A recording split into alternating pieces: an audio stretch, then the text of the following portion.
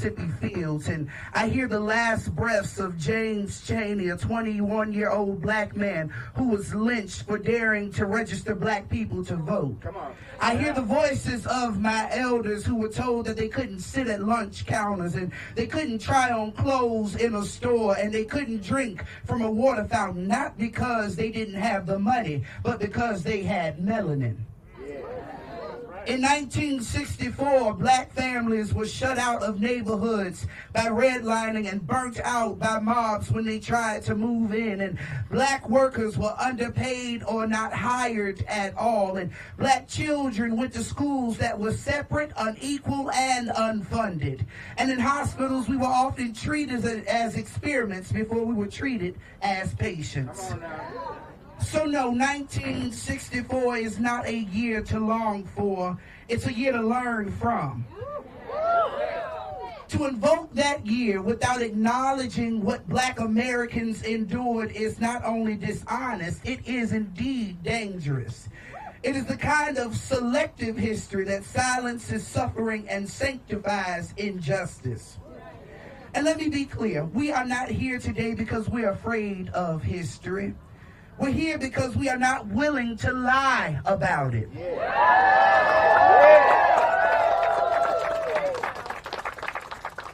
So if you're going to call on 1964, then let's tell the truth. It was a time of brutality, it was a time of bravery, and it was a time of many broken promises. And if we honor that time, let it be by committing never to repeat its sins, not by pretending that they didn't happen. The Board of Visitors can pass every resolution that they would like, but the community, we will pass judgment.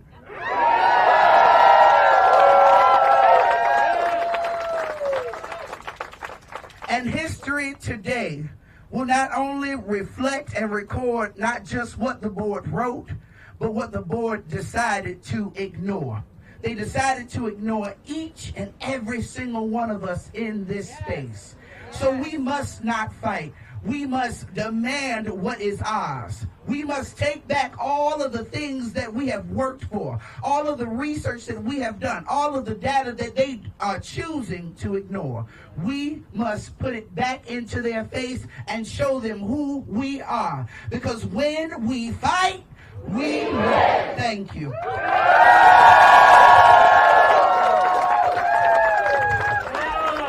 Let's hear it for Jalen Mitchell. Yes. All right. Let's do a chant. Hey now, can't you see America is diversity? Hey now, can't you see America is diversity? Hey now, can't you see America is diversity? Hey now, can't you see America is diversity? Hey now, can't you see America is diversity? Hey now, can't you see America is diversity? All right, thank you so much. I first want to shout out Laura, who's given me the metronome so that I will stand rhythm. Thank you, Laura. All right. All right, so I'd like to welcome to the microphone a current student and just a wonderful speaker. Let's have up to the front from the student organization Jewish Voices for Peace, Ellie Fox.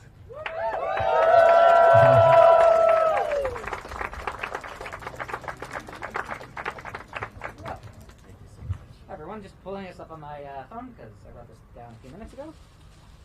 Oh, good. There we go. Okay. Sorry, everybody. All right. Thank you for having me speak today. I can't speak for everybody, but many of us are not here because we have been necessarily happy with President Washington's tenure. He has rhetorically supported DEI, which is necessary in these times. But I would interpret him as being reluctant to resist Trump and conservatives and their attack on this university. He has repressed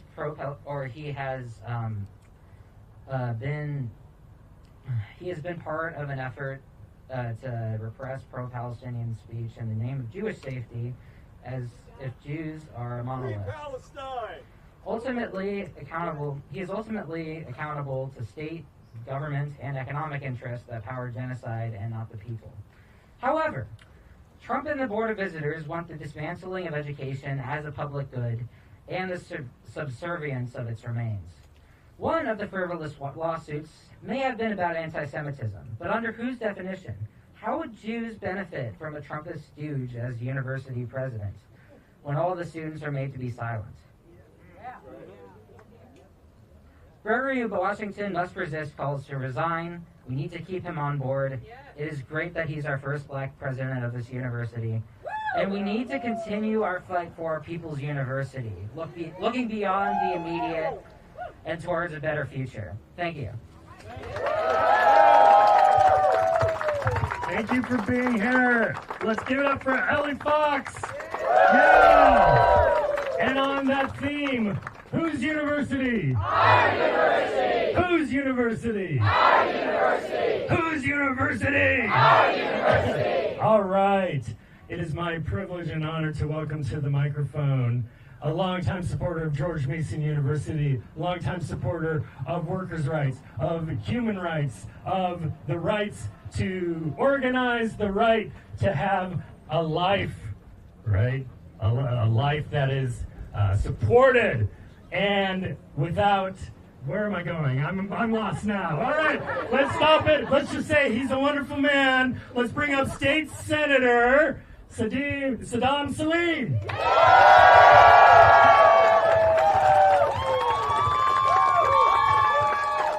Good afternoon, folks. I stand here not as a public servant, but as a profound alumni of George Mason University.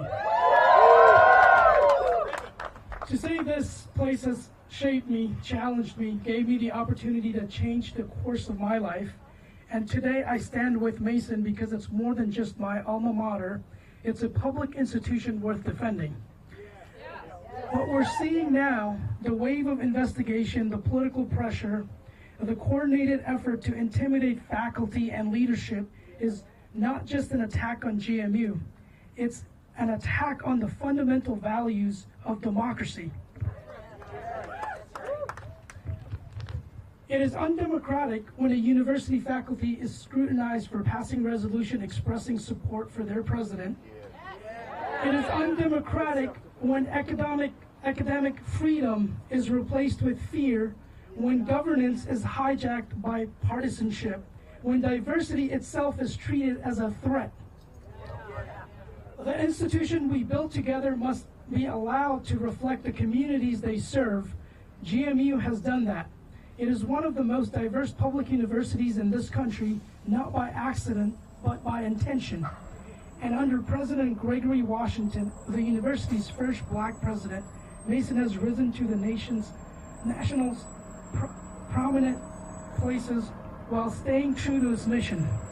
For that leadership, he has found himself under review, under pressure, and under threat.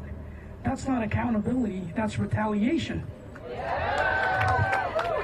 I say this as someone who has walked these halls, learned from its faculties, and believes deeply in its future. George Mason should not be punished for doing what we ask for our universities, to prepare students for the world as it is, and to shape the world as it should be.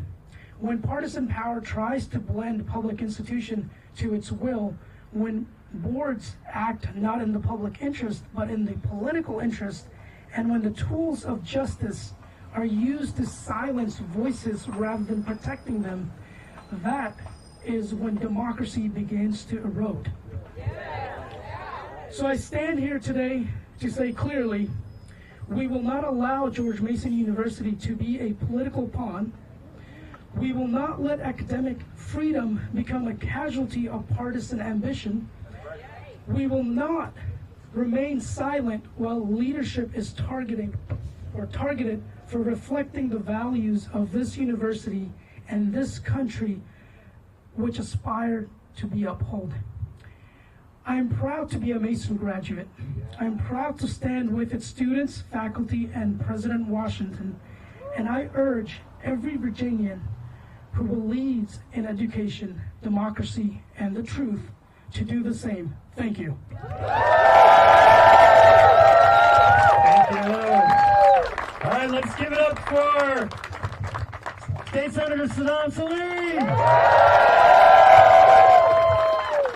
I have a question for you all. When higher ed is under attack, what do we do? When higher ed is under attack, what do we do? Stand up like that. When higher ed is under attack, what do we do? Stand up like that. Absolutely, we stand up and fight back. All right, my screen locked again. More struggles from the MC. Visitor Whittick. Oh, that's excellent. All right, it's a true honor to welcome to the microphone one of the former visitors on the Board of Visitors, who developed just a wonderful relationship, a supportive relationship. He understood that the mission of the Board of Visitors is to support the university, to champion its public mission. He did it every minute of every day that he was a member of this Board of Visitors. That crew inside that building would do well to follow his example. Welcome to the mic, Mr. Bob Whittick. Tim, thank you. I was going to say, you are a hardy bunch. And also, I want to come out of the closet and explain that I'm a wahoo for Mason. So, I noticed that our allies and friends are everywhere. And trust me, I am deeply engaged. But I want to start by just pointing out something we all know. There's a political locomotive here in Virginia. Its tracks run from Richmond to Washington, D.C. on a collision course with Virginia's finest public universities. It's time to derail it right here in Fairfax. I am Bob Whittick. I served with Jimmy, my pal Jimmy, my personal hero, and with Camden on the Board of Visitors from 2016 to 2014 under 3 presidents here, 4 rectors, and 2 former governors. I also served as liaison to my dear allies in the Faculty Senate. We believe in shared governance. And I align with all Virginians, everybody here. The thing that makes this campaign and this effort wonderful and inspiring is it unites all of us. And it really has brought us all together. And you've heard it from everybody here today. But the facts are very plain. This university is a crown jewel in the Commonwealth that drives our economic progress, and it serves as a pathway to success for all our graduates. This university has earned our gratitude, not slander. I know that firsthand that every student that we meet here comes to Mason knowing they truly belong. They know the differences are a strength and never a barrier. The student leaders' resolution yesterday made that clear. And our long-standing DEI philosophy is unique. It fits George Mason, and it's what unites this community of scholars. It's grounded in academic freedom with a campus that is profoundly welcoming, inclusive, and truly safe for all. Mason is altogether different because discrimination cannot find a home here, nor should political interference or baseless investigations.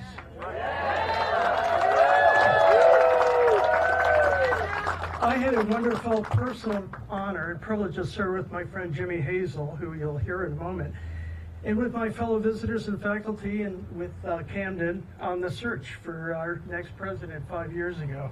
And I could not believe our luck and our confidence in naming Greg Washington that year after carefully vetting the qualifications, remember, of nearly 200 candidates.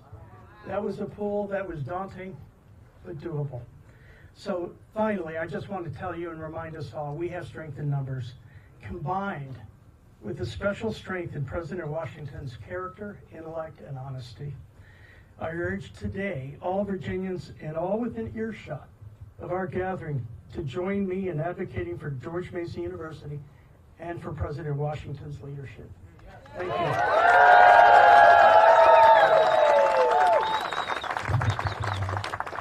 Let's give it up for Bob Whittick! All right, in honor of our next guest, I'd like to get a chant going. Just follow it. We're going to just say his name.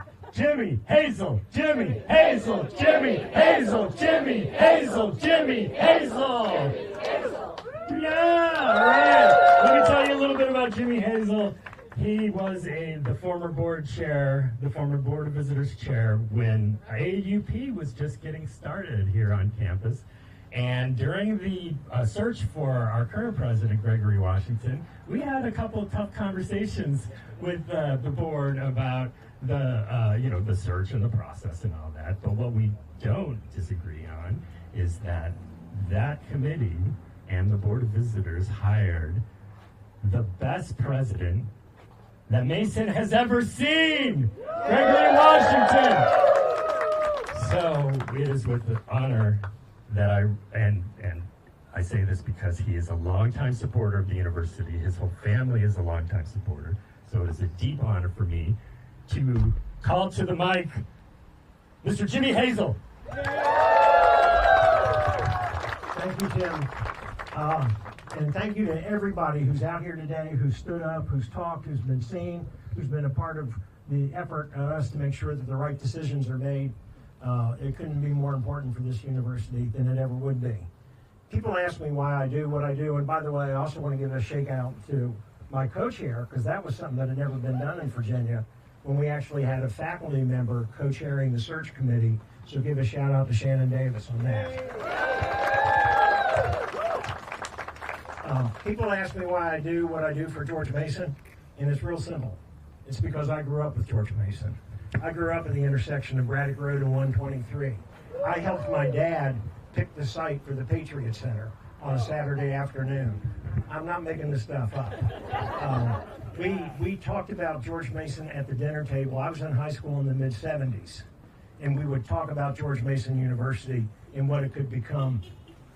The problem with that, looking back on it, is it's become so much more than my dad thought it was going to be. It has really turned into be just an amazing institution, and I will do everything I possibly can. I want to thank you all for doing what you can do to make sure that we get the right outcome today and that we get the right outcomes going forward. It's been a privilege to be able to serve the university. I'm an alum of the law school. That's where my connection is. I graduated in 1984, and I've been volunteering at George Mason since 1985. So it's kind of in my blood. And I just want to repeat everything that's been said by everybody here, how important it is to keep this university the way it is and the direction that it's going and has been going for so many decades. I want to give a shout out to the mayor for recognizing the individuals who I knew growing up to make this place and to see what it could be. And thank you all for being here, and keep at it, and don't let anything deter you from ever going out and making your case and standing up for diversity and inclusion at George Mason University. Thank you very much.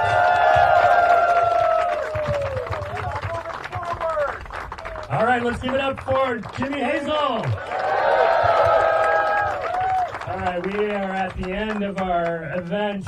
Can we have a huge round of applause for all of our wonderful speakers? Yes, thank you all for your diversity of thought and perspective and all the things you had to say about George Mason University. Oh, by the way, whose university? Our university! Whose university? Our university! Whose university? Our university! You betcha. Now, from what I understand, right, they're still talking. Is that right?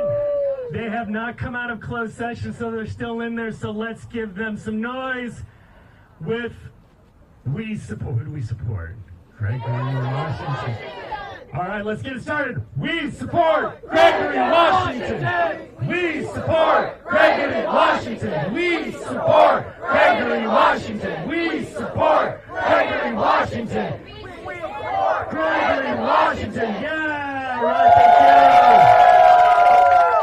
All right, I want to thank everyone who organized this event, the intrepid GMU AUP leadership team. All right, thank you so much. And they're still in there, so what happens next? Well, we will remain vigilant. Yeah, please tell us what to do next. Hi, I'm Bethany Latika. I'm president of the GMU chapter of the I want to echo what Tim said.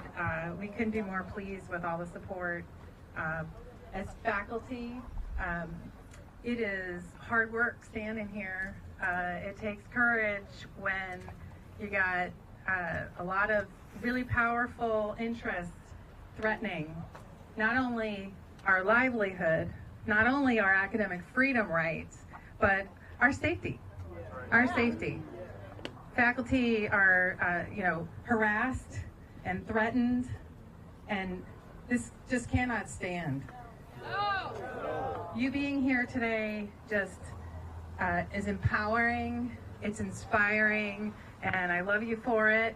And we got to keep fighting, no matter what happens today. No matter what happens, this is still our university. That's right.